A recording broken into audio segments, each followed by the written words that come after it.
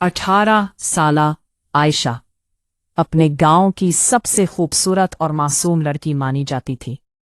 उसकी बड़ी बड़ी आंखें, शर्मीली मुस्कुराहट और नरम लहजा हर किसी को अपना दरवीदा बना लेता था।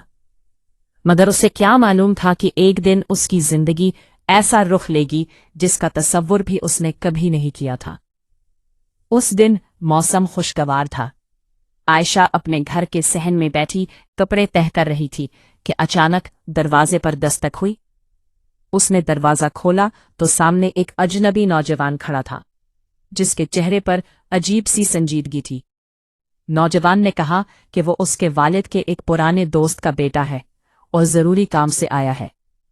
आयशा ने उसे अंदर बिठाया और पानी लाकर दिया। कुछ ही देर बाद उसके वालिद भी घर पहुंच गए और उस नौजवान को देखते ही हैरान रह गए। बातों बातों में मालूम हुआ कि नौजवान के वालिद का इंतकाल हो चुका है और मरने से पहले उन्होंने एक राज अपने बेटे को बताया था।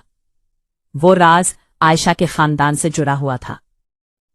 आयशा खामोशी से ये सब सुन रही थी। नौजवान ने जेब से एक पुराना लिफाफा निकाला और आयशा के वालिद के हाथ में दे दिया।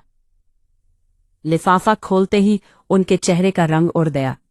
उनके हाथ कांपने लगे और वो कुर्सी पर बैठ गए। आयशा ने परेशानी से पूछा कि आखिर बात क्या है, मगर किसी ने जवाब न दिया। रात गए जब सब सो गए तो आयशा ने देखा कि उसके वालिद तन्हा बैठे रो रहे हैं।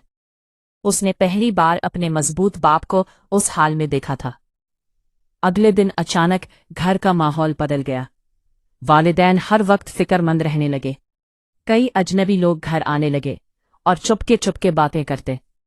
एक रात आयशा ने अपने वालिदैन की गुफ्तगू सुन ली, जिससे उसके पैरों तले जमीन निकल गई। उसे मालूम हुआ कि बरसों पहले उसके दादा ने एक बहुत बड़ी गलती की थी और अब उस गलती का हिसाब मांगा जा रहा था। कि जमीन और घर पर कब्जा करना चाहते थे और सबूत के तौर पर उनके पास वही पुराने कागजात थे जो लिफाफे में आए थे। दिन गुजरते गए और मसला संगीन होता गया। एक दिन आयशा अपने छोटे भाई के साथ बाजार जा रही थी कि चंद मशकूक आदमियों ने उनका रास्ता रोक लिया। उन्होंने धमकी दी कि अगर खानदान ने मुतालबा ना माना तो अंजाम बहुत बुरा होगा। आयशा डर गई, मगर उसने हिम्मत न हारी। उसने फैसला किया कि सच जान कर रहेगी। उसने पुराने संदूक, अलमारियां और कागजात खंगालने शुरू कर दिए। कई दिन की तलाश के बाद उसे एक खुफिया डायरी मिली जो उसके मरहूम दादा की थी। डायरी में ऐसे इंकिशाफात थे जिन्होंने पूरी कहानी बदल दी। मालूम हुआ कि असल मुजरिम कोई और था और उसके दादा को झूठे इल्जाम में फंसाया गया था, मगर ये साबित करना आसान न था।